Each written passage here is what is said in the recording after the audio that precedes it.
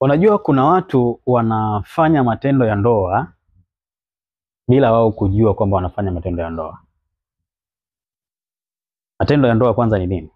Ni yale mambo yote ambayo yanafanyika kati ya mme na mke ndani ya ndoa iliyothibitishwa aidha kwa shehe au kwa mchungaji au kwa serikali na ikapewa kibali maalum cha kuitwa ndoa.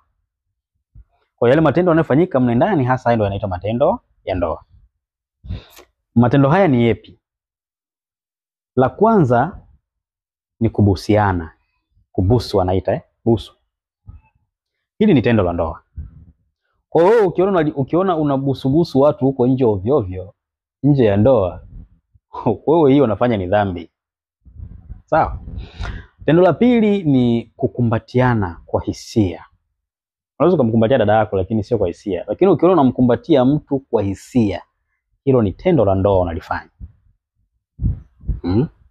Kuna watu wanakumbatiana tu ovyo ovyo tu huko mtaani. Kama katoto ka watu nakakumbatia tu. Hayo ni matendo ya ndoa. Yanapaswa yafanywe ndani ya ndoa. Kwa wewe ukiwa unayafanya haya matendo nje ya ndoa unamkosea Mungu wako. Sawa? Lakini kumuongelesha mtu maneno ya kimapenzi au lugha za kimapenzi alafu hujaolewa wala hujaoa, hilo ni tendo la ndoa. Linatakiwa lifanyike ndani ya nini? Ya ndoa. Au at least tunaweza tukawahurumia wale ambao wapo kwenye uchumba uliotangazwa rasmi, au wanaweza kuzungumza hizo lugha. Lakini tofauti na wengine mnatenda dhambi.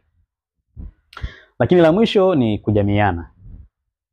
Kujamiana ni tendo la ndoa. Kama unalifanya hili tendo nje ya ndoa unamkosea sana Mungu. Sawa? Kwa hiyo ni haya matendo watu wanayafanya sana na hawajui kama haya ni matendo ya ndoa. Wao wanaamini ni kitu cha kawaida, lakini haya ni matendo ya ndoa.